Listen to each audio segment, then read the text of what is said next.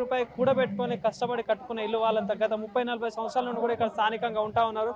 కానీ ఇప్పుడు హైడ్రా అనేది ఒక కొత్త తీసుకొచ్చి మా ఇల్లు కూలగొట్టడం ఎంతవరకు కూడా కరెక్ట్ కాదు. దీని మీద తీవ్రంగా ఖండిస్తూ ఉన్నాం. దీన్ని ఎంతవరకైనా పోరాడతామని కూడా స్థానికులు చెప్తా ఉన్నారు. సార్ మాట్లాడదాం, మనతో పాటు కొంతమంది ఉన్నారు. అన్న, మరి ఏదైతే ఈ హైడ్రా తీసుకొచ్చారు, ఈ మూసి ప్రక్షాళన అని చెప్పేసి అసలు ఎంతవరకు కరెక్ట్ అంటారు? నేను చెప్తాను, మూసి ప్రక్షాళన చేయడానికి అందరూ సపోర్ట్ చేస్తాం. మూసి ప్రక్షాళన అంటే మూసి రివర్ని ఇంప్రూవ్ చేయండి, లేదా నిజంగా పరివాహ ప్రాంతాన్ని ఇంప్రూవ్ చేయండి. ఇప్పుడు ఇక్కడ మీరు ఒకసారి కెమెరాలో చూడండి, ఎక్కడైనా మూసి కనపడుతుందా?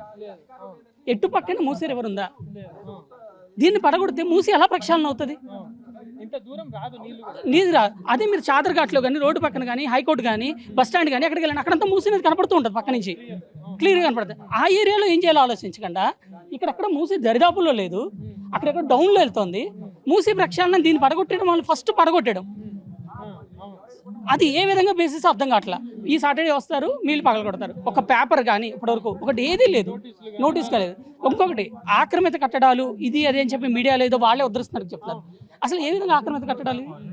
అలాంటప్పుడు ముందు వాళ్ళకి సంబంధించిన రిజిస్ట్రేషన్ చేయొద్దు కదా. అదే ఇదేమి ఆక్రమించి కట్టాము అంటే, సరే ఏదో ఖాళీ జగ ఉంది నేను వెళ్ళి కట్టుకున్నానంటే అది ఆక్రమిత కట్టడం. దీనికోసం నేను ఒక వెంచర్లో ఒక ప్లాట్స్ వేసిన దాంట్లో కొనుక్కున్నాం. సరే కొనుక్కున్నప్పుడు తప్పు అన్నారు అనుకోండి, ఒక 5 ఏళ్లకో 10 ఏళ్లకో మీది మాకు నోటీస్ ఇవ్వాలి. ఇప్పుడు 30 ఏళ్ళు అయింది. ఈ ఏళ్ళు మీరు చూస్తున్న డబుల్ బెడ్రూమ్ డబుల్ ఫ్లోర్ ఉన్నాయి. ఇది ఏది ఒకసారి డబుల్ ఫ్లోర్ అవరా? ఫస్ట్ చిన్నగా ఇల్లు కట్టుకున్నారు 30 ఏళ్ల క్రితం అప్రూవల్ తెచ్చుకుని, తర్వాత రీసెంట్గా 5 ఏళ్ల క్రితం 10 ఏళ్ల క్రితం రోడ్లు బాగున్నాయి, ఇవన్నీ బాగున్నాయి, రెంట్లు వస్తాయన్న పరంగా ఇంకో మళ్ళీ అప్రూవల్కి వెళ్తే ఇదే గవర్నమెంట్లు అప్రూవల్ ఇచ్చి అదే అధికారులు ఇప్పుడు వస్తున్న రెవెన్యూ తహసీల్దార్ వీళ్ళ దగ్గరికి వెళ్తే వీళ్ళు అప్రూవల్ ఇచ్చారు, ఎస్ మీరు కట్టుకోండి అని. ఇప్పుడు వీళ్ళు ఉంది 4 years బ్యాక్ అప్రూవల్ ఇచ్చారు 5 floor కట్టుకోమని. ఏ విధంగా అక్రమం కట్టడం? ఈ ట్యాక్స్ కట్టట్లేదా, పవర్ బిల్ కట్టట్లేదా? మేము మీ గవర్నమెంట్ కడుతుంటే ఇది పక్కా రీసెంట్ 1 year కూడా అవ్వాలా. గవర్నమెంట్ వేసింది డ్రైనేజ్ సిస్టమ్, 100% డ్రైనేజ్ సిస్టమ్. దీనికి వాటర్ వచ్చినా వర్షం వచ్చినా ఏమీ కాదు, ఎందుకు పడగొడతారు?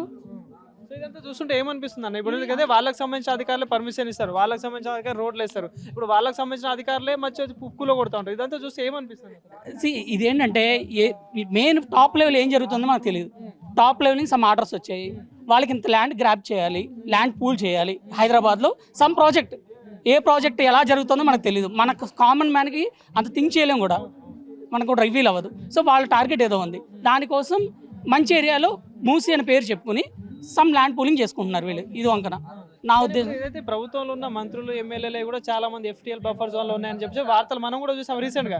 సో వాటిని పక్కన పెట్టి ఇటు ఓన్లీ పేద ప్రజల మీద ఎందుకు? ఇప్పుడు ఒక 2 monthsగా మనం FTL బఫర్ జోన్ చాలా వింటున్నాం. ఈ కామెడీ ఏంటంటే వాళ్ళందరికీ నోటీసులు ఇస్తున్నారు, వాళ్ళంతా కోర్టులకు వెళ్తున్నారు, స్టేలు తెచ్చుకుంటున్నారు. ఇప్పుడు మాకు ఒక్క పేపర్ రాలేదు.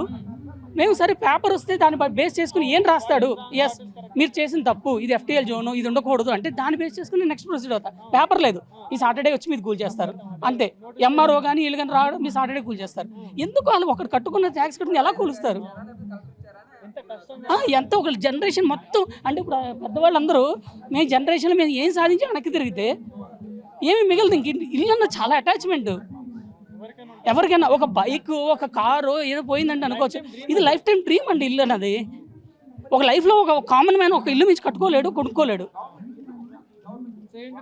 ప్రభుత్వం చెప్తున్నాం, మీరు నిజంగా సర్వే చేద్దాం, ఇంప్లిమెంట్ చేద్దాం అంటే సర్వే చేయండి. 100% మూసీ రివర్ ఎక్కడెక్కడ ఉంది, దాని ఏది బఫర్ జోన్, ఏది ఆక్రమణ సర్వే చేయండి, ప్రాపర్గా పేపర్ ఇవ్వండి. ఇప్పుడు మూసీ రివర్ ఇక్కడేమో 150 meters తీసుకున్నారు, ఇది FTL అని. చాలా ఏరియాస్లో గూగుల్ ఎర్త్లో లింక్ పంపించారు, అట్లా చూస్తే 30 meters 20 meters దానికి కావాల్సిన చోట కరువులు. అసలు ఏ బేసిస్ మీద తీసుకున్నారు? ఇక్కడ మూసి ఎక్కడో డౌన్లో ఉంది, చిన్నగా ఉంది, దాన్ని తీసేస్తే దాన్ని మీరు ప్రాపర్ సర్వే చేసి నిజమే ఈ ఏరియా మూసి ఆక్రమణ దాన్ని తీస్తున్నామని అందరూ హర్షిస్తాం. ఏమీ లేకుండా జస్ట్ ల్యాండ్ ప్రూవింగ్ చేయడం అంటే మాత్రం ఎవరు ఒప్పుకోదు.